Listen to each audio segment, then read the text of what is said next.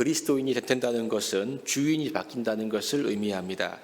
내가 주인이거나 혹은 나를 좀 더 드러내는 그 어떤 것을 주인으로 삼는 것으로부터 나의 구원자 되신 예수 그리스도를 주인으로 삼고 그분을 믿음으로 말미암아 하나님 아버지를 나의 진정한 주인으로 삼는 것, 이것이 믿음이고 예수님 믿는 것이라고 우리가 말할 수 있습니다. 이렇게 주인이 바뀌는 것은 예수님을 우리가 처음 믿기 시작할 때 잠시 동안 혹은 순간적으로만 있는 일이 아닙니다. 주인이 바뀐다는 이 놀라운 진리는 믿음을 가진 이후에 현재 진행형이 되어야 하고요, 세상 끝날까지 성도들의 삶에 드러나야 할 본질적인 모습이 주인이 바뀐 모습, 이것이죠. 고린도 교회에 있었던 이 분열과 다툼의 문제의 근원을 보시면 바로 이 문제와 맞닿아 있습니다. 나의 주인이 누구인가? 혹은 한 걸음 더 나아가서 우리 교회의 주인이 누구인가, 이 점인 거죠. 여러분, 정말 예수 그리스도가 나의 주인이시고 우리 교회의 주인이심을 믿습니까? 그래서 그분만을 높이고 그분께만 항상 찬송과 영광을 돌리고 있습니까? 아니면 내가 나의 주인이고 혹은 내가 주인 되고 싶어하는 사람들이 교회에서 서로 주인 노릇을 하고 있지 않는지 우리가 살펴보아야 할 것입니다. 결국 나의 주인이 혹은 교회의 주인이 오직 주 예수님이라는 이러한 확고한 믿음과 중심으로부터 점점 멀어지게 되면 이런 교회 안에 여러 가지 분열과 다툼의 문제와 같은 것들이 생길 수가 있다는 말이죠. 이 말은 거꾸로 보면 이렇게 말할 수 있습니다. 교회가 분열과 다툼의 문제를 극복하려면 가장 먼저 점검하고 회복해야 될 진리가 무엇인가? 그것이 바로 예수 그리스도를 나의 주인, 그리고 그리스도를 우리 교회의 주인으로 분명히 인정하고 믿는 이 믿음과 믿음의 태도가 회복되어야 할 가장 우선적인 것이라는 말인 거죠.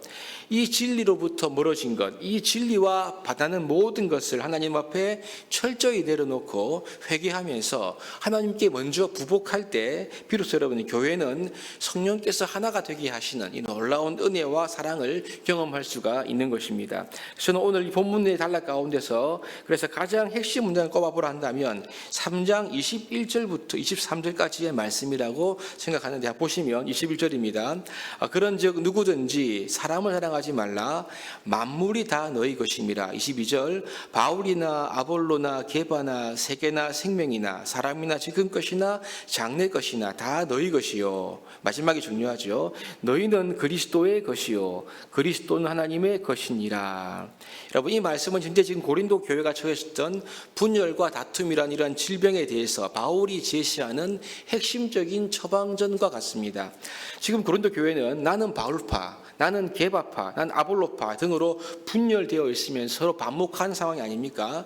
자기가 좋아하는 이 사역자들을 중심으로 해서 그룹이 생기게 되었고요. 이 그룹이 서로 분열하고 반목하는 이런 가운데서 바울은 교회의 주인은 바울이나 아볼로와 같은 사역자가 절대로 될 수가 없다, 이 진리를 지금 선포하고 있는 것을 보게 되죠. 오히려 사도 바울은 만물이 다 너희의 것이다, 이렇게 말씀을 하고 있습니다. 이것이 21절 말씀이죠. 그리고 주목할 점은 그 만물 안에 그들이 추종하고 있는 사역자들까지 포함되어 있습니다. 이것이 22절이죠. 그래서 바울이나 아볼로나 게바나 다 너희의 것이다, 이렇게 바울이 말씀하고 있습니다. 그러므로 고린도 교회 성도들 그 위에 있어야 할 것은 바울이나 아볼로와 같은 존재가 아니라 이 말씀을 하고 있는 거죠. 오직 그리스도만이 교회의 머리가 되신다는 말씀을 하고 있는 것입니다.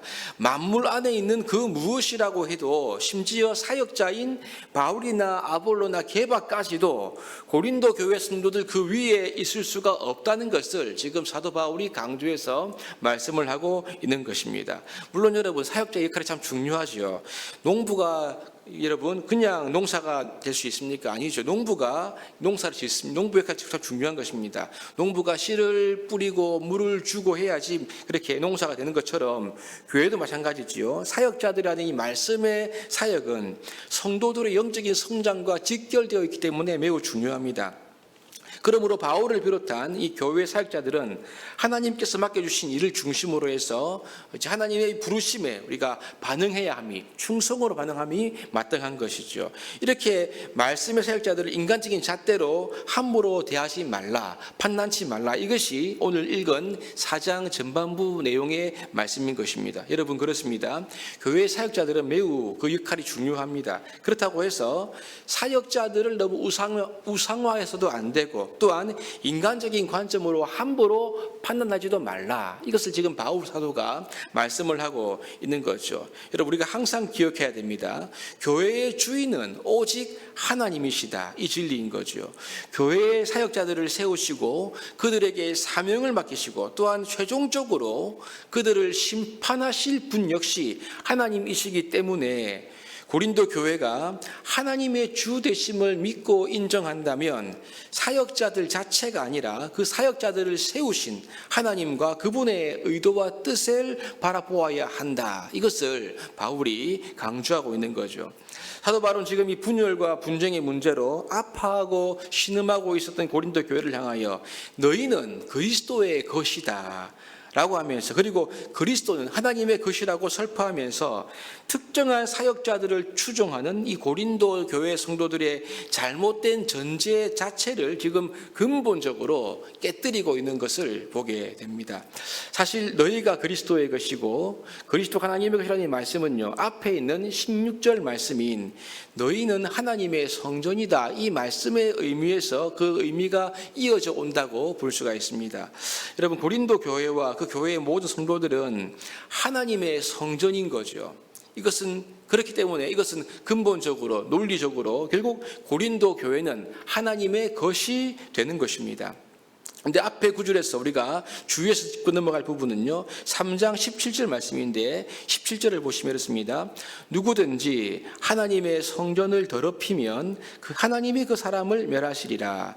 하나님의 성전은 거룩하니 너희도 그러하니라. 이 말씀을 조금 더 정확히 번역하면 이렇습니다. 누구든지 하나님의 성전을 파괴하면 하나님은 그 사람을 파괴할 것이다. 왜냐하면 하나님의 성전은 거룩하기 때문이다.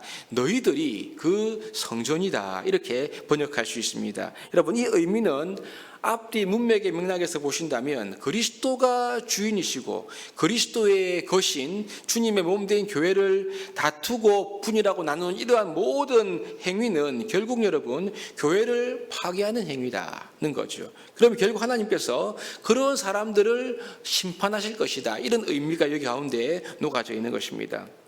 그러므로 오늘 본문의 말씀 우리들에게 나의 주인일 뿐만 아니라 주님의 몸된 교회의 진정한 주인은 오직 주 예수 그리스도이시다라는 가장 기본적이면서도 확실한 진리의 말씀 위에 서서 살아가라, 이것을 우리에게 도전하고 있는 거죠.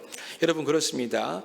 나의 삶의, 또 우리의 삶의 모든 문제는 그리스도가 진정 나의 주인인가 아닌가, 이 문제에서부터 파생된다는 것을 우리가 마음 깊이 새겨야 할 것입니다.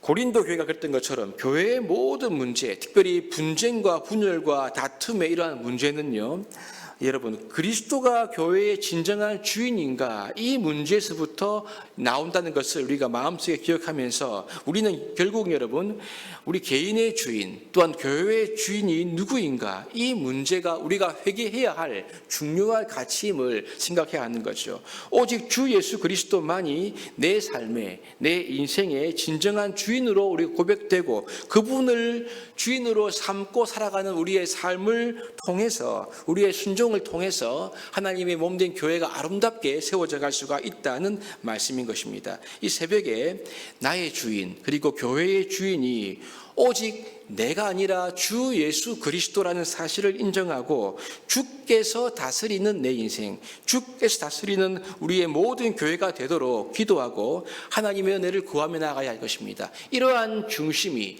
아름다운 교회를 세워가는 근원임을 기억하며, 또한 우리의 삶 역시 하나님의 다스림과 통치로 가는 길임을 믿고 그리스도를 영원히 우리의 중심으로 모시는 삶으로 나아가는 우리 모두가 될 수 있기를 주님의 이름으로 축복합니다.